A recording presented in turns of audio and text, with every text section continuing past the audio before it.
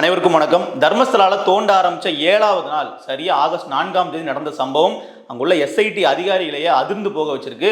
எப்பவும் போல தோண்டும் போது கிடைச்ச விஷயங்கள் பல பேரினுடைய உடல் பாகங்கள் கண்டெடுக்கப்பட்டிருக்கு. அதுல இன்னும் நம்ம விரிவா பார்ப்போம் இதெல்லாம் அவர்கள் கண்டெடுத்திருக்காங்கன்னு சொல்லிட்டு. இந்த நாள் நடந்த சம்பவம் அப்படிங்கிறது இந்த தர்மஸ்தலா வழக்கினுடைய பின்னணியில் இருக்கக்கூடிய முக்கிய புள்ளிகளை அடையாளம் காணக்கூடிய அவர்களே இந்த வழக்கில் குற்றவாளிகளாக நிரூபிக்கிறதுக்கு தேவையான ஆதாரங்களும் கிடைச்சிருக்கதா சொல்றாங்க. அதை பத்தி முழுமையா இந்த வீடியோல பேசுவோம்.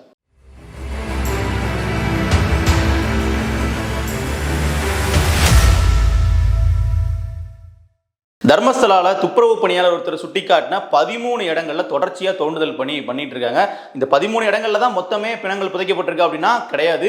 இதை தவிர எக்கச்சக்கமான இடங்கள் இருக்கு. வெறுமன நேத்ராவதி ஆற்றின் பக்கத்துல தான் இந்த 13 இடங்கள் அவர் குறிச்சு கொடுத்திருக்காரே தவிர காட்டு பகுதிகளுக்குள்ள இன்னும் 30க்கும் மேற்பட்ட இடங்களை என்னால் பிணங்களை புதைத்த இடங்களை காட்ட முடியும்னு அவர் சொல்றாரு. ஸோ அது 2வது கட்டமாக இருக்கட்டும். இப்போ முதல் கட்டமாக இந்த 13 இடத்துல பார்த்தீங்கன்னா கடைசி 29ஆம் தேதி ஆரம்பிச்சு இப்போ வரைக்கும் 8 நாட்கள் ஆகுது. இப்போ வரைக்கும் இந்த தோண்டுதல் பணி தீவிரமாக நடந்துகிட்டு இருக்கு. அதில் ஆகஸ்ட் 4ஆம் தேதி மிகப்பெரிய அளவிலான ஆதாரங்கள்லாம் அவர்கள் கண்டெடுத்திருக்காங்க. இது வரைக்கும் தோன்ற இடங்கள்லேயே இங்கே தான் அதிகப்படியான நபர்களினுடைய உடல் பாகங்கள் எலும்புக்கூடுகளாக கிடைச்சிருக்கு. கிட்டத்தட்ட 100க்கும் மேற்பட்ட எலும்புக்கூடுகள் 140 பிராக்மெண்ட்ஸ் வரைக்கும் இருக்கிறதா சொல்றாங்க.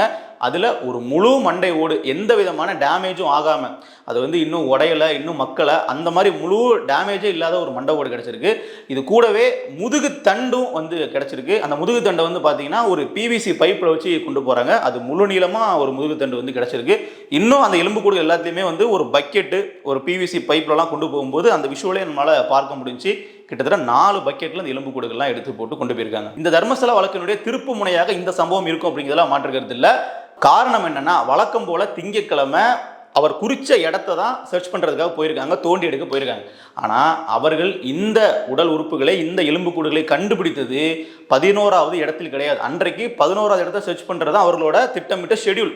ஆனா அங்க போன அந்த துப்புரவு பணியாளர் எனக்கு இங்கே இன்னைக்கு தோண்ட வேண்டாம், எனக்கு இப்போ ஒரு இடம் ஞாபகம் வந்திருக்கு, நான் அங்கே கூட்டிகிட்டு போகிறேன் வாங்கன்னு சொல்லி எஸ்ஐடி அதிகாரிகளையும் அந்த தோண்டக்கூடிய பணியாளர்களையும் கூட்டிகிட்டு அவர் குறிச்ச இடத்துல இருந்து ஒரு 100 மீட்டருக்கு தள்ளி கூட்டிகிட்டு போயிருக்காரு. எனக்கு இந்த இடத்த தோண்டுங்கன்னு சொல்லி அது ஒரு கிட்டத்தட்ட இன்னொரு இடத்துக்கு மலைப்பக்கமாக அப்படியே ஏரியே கூட்டிகிட்டு போயிட்டு இங்கே தோண்டுங்கன்னு சொல்லி சொல்லும் பொழுது அன்றைக்கு காலையில் 11 மணி அளவில் தோண்டுதல் பண்ணி ஆரம்பிச்சிருக்காங்க.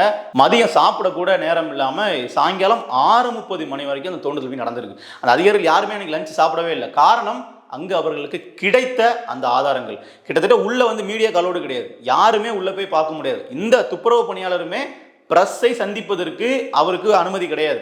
கிட்டத்தட்ட பார்த்தீங்கன்னா அந்த இடத்தையே முழுக்க க்ளோஸ் பண்ணிடுவாங்க. ஒரு பச்சை ஷீட் மூலமா மொத்தமாகவே க்ளோஸ் பண்ணிடுவாங்க. அங்கே செல்போன் யூஸ் பண்றதுக்கு அலோடு கிடையாது. அங்கே யாருமே புகைப்படம் எடுக்க முடியாது. அங்கே தோண்டக்கூடிய நபர்களே புகைப்படம் எடுப்பதற்கு அலோடு கிடையாது. அதிகாரிகள் கூட அங்கே மொபைல் போனை உள்ள கொண்டு போக முடியாது. அப்படிப்பட்ட இடத்துல தான் இந்த தோண்டுதல் பணியானது நடந்துட்டு இருக்கு.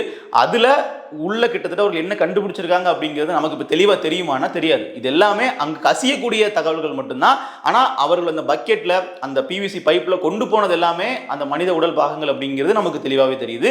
இருந்தாலும் அந்த இடத்துல தோன்றதுக்கு ஏன் இவர் கூட்டிட்டு போனாருன்னு பார்த்தீங்கன்னா அவர் மார்க் பண்ண இடத்துல தனியாக தோண்டுதல் பண்ணி நடைபெற இருக்கு. இன்னைக்கு சொல்ல போனால் நடந்து முடிஞ்சிருக்கும். ஆனால் இந்த இடத்துக்கு நான் கூட்டு போனது காரணம் எனக்கு இப்போ டக்குன்னு ஞாபகம் வந்திருக்கு, வாங்க இங்கே கூட்டிட்டு போறேன்னு சொல்லி தனியாக கூட்டு போயிருக்காரு. இது இந்த கேஸ்ல எவ்வளோ பெரிய திருப்பு முனைன்னு பாருங்க. இப்போ இது வரைக்கும் நம்ம ஆரம்பத்தில் பார்த்த இடங்கள்ல 6வது இடத்துல சில 15 எலும்புக்கூடுகள் கண்டுபிடிச்சிருந்தாங்க. அது கிட்டத்தட்ட ஒரு ஆணினுடைய எலும்புக்கூடு அப்படிங்கிறத ஃபாரன்சிக் லேப் ரிப்போர்ட் வர்றதுக்கு முன்னாடியே சில ஆய்வாளர்கள் கன்ஃபார்ம் பண்ணிட்டாங்க, இது ஆணோட எலும்புக்கூடு இருக்கிறதா வாய்ப்பு அதிகம்னு சொல்லிட்டு.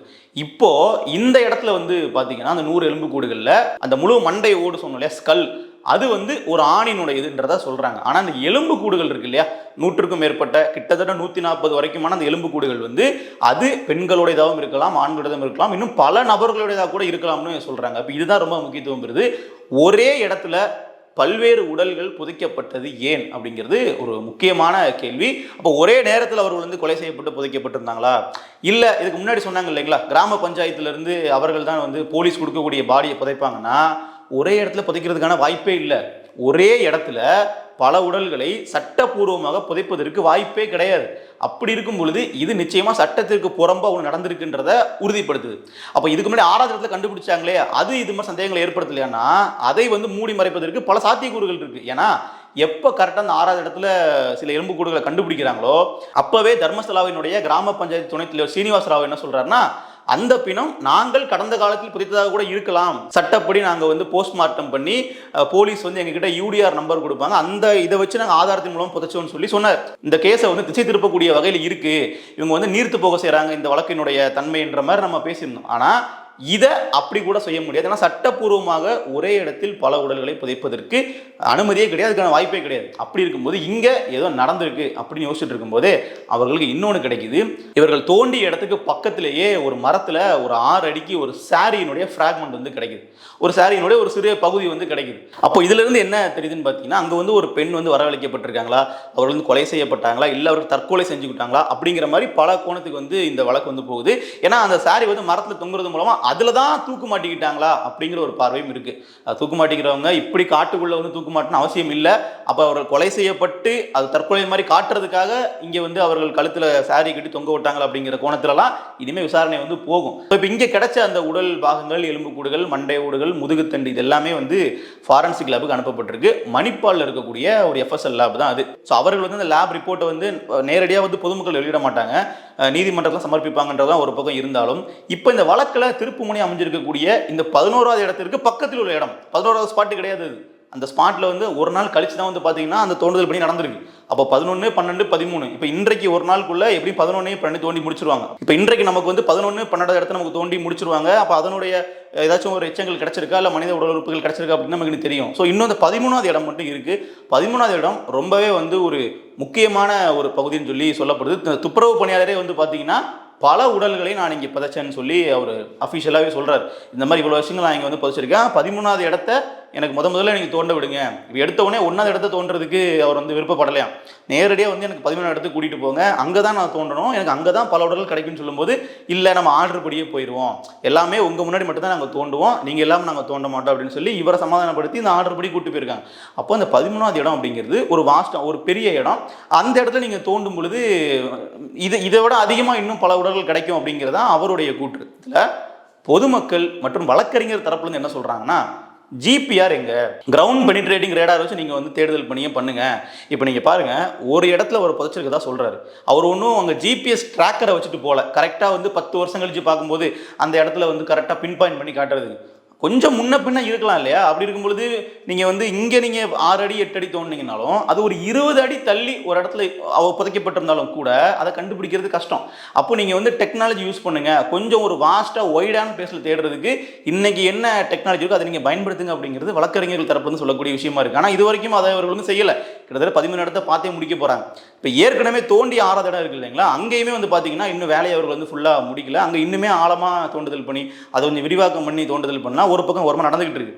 இப்போது இந்த 13 இடங்களை தோண்டுனா என்ன கிடைச்சிருக்கு அப்படின்னு சொல்லி பார்க்கும்பொழுது, சமீப காலமாக புதைக்கப்பட்ட சில நபர்களுடைய உடல் பாகங்கள் கிடைச்சிருக்கிறதா சொல்கிறாங்க.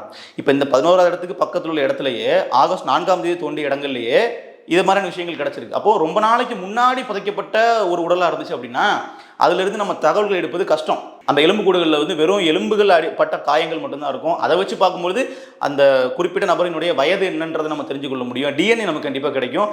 இருந்தாலும் தாக்கப்பட்ட விதம், கொலை செய்யப்பட்ட விதம் நமக்கு தெரியாமலே வந்து போகிறதுக்கான வாய்ப்பு இருக்குது. இன்னொன்று, இப்போ கிடைச்சிருக்கக்கூடிய ஆதாரங்களை வச்சு பார்த்தீங்கன்னா எந்த காலகட்டத்தில் இவர் வந்து உயிரிழந்தார் அப்படிங்கிறத கண்டுபிடிக்க முடியும்னு சொல்கிறாங்க. அப்போ இது கிடைச்சிருச்சுனாலே அந்த காலகட்டத்தில் அந்த பர்டிகுலர் நபர் வந்து யாருன்றதை கண்டுபிடிச்சிட்டாங்கன்னா இவருக்கும் இந்த கோவில் நிர்வாகத்துக்கும் என்ன தொடர்பு அப்படிங்கிறத அவர்கள் கண்டுபிடிப்பதற்கான வாய்ப்புகள் அதிகம். இப்போது இது வரைக்கும் வந்து பெண்களும் குழந்தைகளும் தான் அதிகப்படியாக அங்கே புதைக்கப்பட்டார்கள்னு பேசிட்டு இருந்த சூழலில் ஆணினுடைய உடல் எலும்புகள் தான் இங்கே அதிகமாக கிடச்சிருக்குன்ற மாதிரி இருக்குது. ஏன்னா ஒரு பெண்ணினுடைய சாரி இருக்குது, எலும்பு கூடுகள்லாம் இருக்குது, அது பெண்ணுடைய கூட இருக்கலாம்னு சொல்லப்பட்டாலும் வெளிப்படையாக 6வது இடத்துல கிடைச்ச எலும்பு கூடுகள் வந்து ஒரு ஆணினுடையது. அதே மாதிரி இந்த இடத்துல வந்து பார்த்தீங்கன்னா மண்டை ஓடு அப்படிங்கிறது ஆணினுடையதுங்கிறது தெளிவாக சொல்கிறாங்க. அப்போ ஆண்கள் ஏன் புதைக்கப்பட்டார்கள், அந்த பெண்களுக்கு இழைக்கப்பட்ட அநீதியை எதிர்த்து கேட்ட, தட்டி கேட்ட ஆண்கள் கொலை செய்யப்பட்டு புதைக்கப்பட்டாங்களா? ஏன்னா துப்புரவு பணியாளரே வந்து பார்த்தீங்கன்னா அவர்கள் சொல்கிறத நான் செய்யலை அப்படின்னாலோ, அவர்களுக்கு எதிராக நான் ஏதாவது பண்ண அப்படின்னாலோ என்னையும் கொண்டு இதே மாதிரி புதைச்சிடும்னு சொல்லி சொன்னாங்கன்னு சொன்னார். அப்போ இங்கே அது மாதிரி நடந்திருக்கா அப்படிங்கிற ஒரு கேள்வி இருக்குது. 6வது இடத்துல ஏற்கனவே மண்டை ஓடு இல்லை, அப்போவும் அவர் வந்து தலை துண்டிக்கப்பட்டு தலை தனியாக கொண்டு போய் வேற இடத்துல புதைச்சிட்டு இல்லை அதை சதைச்சிட்டு உடலை மட்டும் இந்த இடத்துல புதைச்சாங்களா அப்படிங்கிற ஒரு கேள்வி இருக்கு. இப்போ இந்த இடத்துலயுமே இத்தனை எலும்புகள் இருக்கு, அப்போ இங்கேயும் அது மாதிரி பல உடல்களை வந்து ஒரே இடத்துல புதைச்சாங்களாங்கிற கேள்வி இருக்கு. இப்படி பல கோணத்துல கேள்விகள் இருக்கு.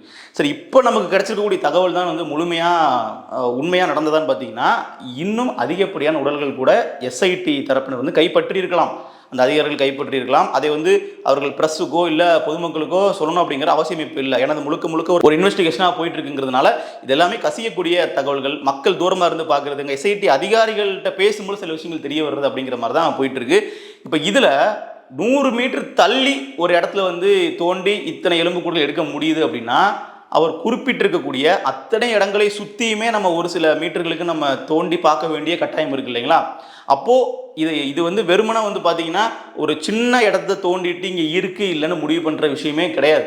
கிட்டத்தட்ட 40-50 வருஷமாக ஒரு பிரச்சனை வந்து பூதாகரமாக இருக்குது. அந்த மக்கள் வந்து பேசுகிறதுக்கு வந்து வாய்ஸ் இல்லாமல், அந்த மக்களுக்கு போதிய ஒரு மீடியா கவரேஜ் இல்லாமல் அவருடைய குரல்களே வந்து ஒடுக்கப்பட்டிருக்கு. அப்படிங்கும்போது இன்றைக்கு ஒரு தேசிய அளவில் ஒரு பேசுபொருள் அந்த பிரச்சனை மாறி இருக்கக்கூடிய சூழலில் இந்த ஒட்டுமொத்த தர்மசலா பகுதியுமே ஆய்வு செய்யணும், அங்கே அவர் குறிப்பிட்டிருக்க இடத்தையும் தாண்டி சுற்று வட்டாரம் முழுவதையுமே வந்து ஆய்வு செய்யணும் அப்படிங்கிறதான் அங்கே இருக்கக்கூடிய பொதுமக்களினுடைய கோரிக்கையாகவும் இருக்குது. வெளியிருந்து பார்க்குற நமக்குமே அதான் தோணுது, நீங்கள் எல்லாத்தையும் மொத்தமாக ஆய்வு பண்ணுங்கள். ஏன்னா எந்த விஷயமே கிடைக்கல அப்படிங்கும்போது, அவர்கள் ஒரு லீடே இல்லை அப்படிங்கும்போது அந்த ஆய்வுக்கு வந்து அதிகப்படியான செலவு பண்ணுறது யோசிக்க வேண்டிய ஒன்று தான். இப்போ ஒரு காட்டில் அந்த 13 இடத்துலையுமே ஒரு எலும்பு கூட இல்லை, எந்த ஒரு எச்சங்களுமே இல்லை அப்படிங்கும்போது அரசு தரப்பு சொல்கிறத நம்மளால் ஏற்றுக்க முடியுது. இவரை நம்பி நாங்கள் இவ்வளோ பெரிய செலவு பண்ண முடியாதுன்னு. இப்போ தான் ஆதாரத்தை எடுத்து காட்டிட்டாரே, அவர் சொன்ன இடத்துல அவர் சொன்ன மாதிரி அவர் புதைச்சிருக்கேன், நான் என் கையால் புதைச்சிருக்கேன்னு சொல்லி ஆதாரத்தை எடுத்து காட்டிட்டாரே.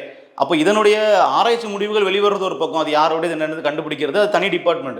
ஆனால் என்னால் இன்னும் அதிகப்படியான பிணங்களை தோண்டி எடுக்க முடியும், இல்லை நான் புதைச்சது மட்டும்தான் இது, என்ன மாதிரி பல பேர் வந்து இந்த இடத்த புதைச்சிருப்பாங்க, அப்போ நீங்கள் பல இடங்களில் தோண்டுங்க. ஏன்னா இது எல்லாமே ரொம்ப வருடங்களுக்கு முன்னாடி புதைக்கப்பட்ட உடல்களாக இருக்குது. அதனால தான் வந்து பார்த்தீங்கன்னா எலும்பு கூடுகள் மட்டும்தான் தேருது. இன்னுமே வந்து பார்த்தீங்கன்னா சமீபத்தில், ஏன்னா அதுக்கப்புறமாவும் பல நபர்களுடைய மிஸ்ஸிங் கேசஸ்லாம் இருக்குது இல்லையா, இப்போ வரைக்கும் கூட நடந்துட்டு இருந்திருக்கலாம். அப்போ அவர்கள்லாம் எங்கே புதைக்கப்பட்டிருக்காங்கன்றது தெரியாது. அப்போ ஒட்டு மொத்தமாக தேடும்போது தான் இந்த வழக்கினுடைய முழு பின்னணி, இன்னும் மறைச்சு வைக்கப்பட்டிருக்கக்கூடிய மர்மங்கள்லாம் வெளியே வரும்ன்றதான் நம்ம வைக்கக்கூடிய பார்வையாக இருக்குது, நம்மளுடைய கருத்தாகவும் இருக்குது. இந்த வழக்கில் நீதி கிடைக்கிற வரைக்கும், தவறு செய்தவர்கள் கைது செய்யப்படக்கூடிய வரைக்கும் இதை பற்றி நம்ம பேசுவோம். நன்றி.